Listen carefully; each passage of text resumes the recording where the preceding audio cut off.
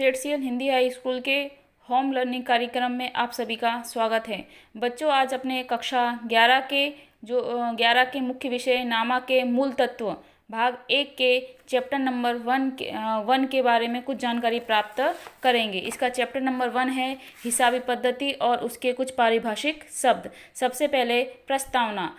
धंधे में रोज़ बरोज़ असंख्य प्रकार के व्यवहार होते हैं। इसके लिए किसी प्रकार की कोई गड़बड़ ना हो, इसलिए व्यापारी क्या करता है, अपने हिसाबों को लिखित स्वरूप में रखता है, जिससे उसे वर्ष के अंत में धंधे की आर्थिक स्थिति की जानकारी प्राप्त होती है। अब अपने देखेंगे हिसाबी पद्धति का अर्थ। जो American institute of certified public accounts AICPA के अनुसार हिसाबी पद्धति व्यवहारों और घटनाओं जो मौद्रिक लक्षण रखते हो, मौद्रिक लक्षण अर्थात जिसका हम पूंजी में अनुमान लगा सकते हों, ऐसे लक्षण रखते हों, उन्हें द्रव्य के रूप में लिखने की, वर्गीकरण करने की तथा उस पर से निष्कर्ष निकालकर उसके परिणामों का अर्थघटन करने की क्या है, कला है। यह है हिसाबी पद्धति का अर्थ। अब हम देखेंगे हिसाबी पद्धति के लक्षण। सबसे पहला वित्तीय लक्षण। वित्तीय लक्षण में कि उसका मापन किस में होना चाहिए, द्रव्य में होना चाहिए। अर्थात हमने कोई वस्तु प्राप्त की है तो उसका हम जो वस्तु की कीमत है हम किस में चुकाएंगे, द्रव्य में अर्थात रुपए में चुकाएंगे। द्रव्य विनिमय के माध्यम से के रूप में होना चाहिए। जैसा कि हम जब वस्तु की लेन देन करते हैं तो वस्तु की कीमत हमें किस में चुकानी है, द्रव्य में चुकानी है।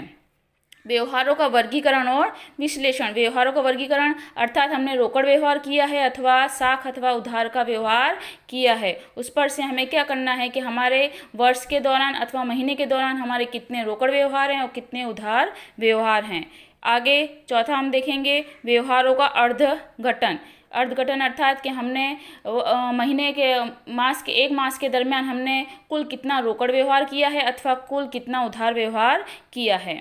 आगे देखेंगे पांचवा परिणात्मक जानकारी कि हमें वर्ष के अंत में कितना लाभ हुआ है अथवा कितनी हानि हुई है। इसकी जानकारी भी हमें जब हम हिसाब लिखित में रखते हैं तभी हम आसानी से प्राप्त कर सकते हैं। आगे है छठा आर्थिक निर्णय कि वर्ष के अंत में हमारे धंधे की आर्थिक स्थिति कैसी है, हमें धंधे में और पूंजी निवेश करना है अथवा नहीं करना है तो कितना करना है, कितने प्रमाण में पूंजी और लगानी है। इसकी जानकारी भी हमें हिसाबी चौपड़े पर से अथवा हिसाबी पद्धति पर से ही प्राप्त होती है। और आगे है सातवां ऐतिहासिक जानकारी। ऐतिहासिक जानकारी अर्थात कि हमने पिछले वर्ष दौरान हमने धंधे में कितना लाभ किया था अथवा कितनी हानि की थी, उसकी हम वर्तमान समय की हिसाबों पर से हम क्या कर सकते हैं, भूतकाल की वर्तमान समय की हिसाबी पद्धति की क्या कर सकते हैं, तुलना कर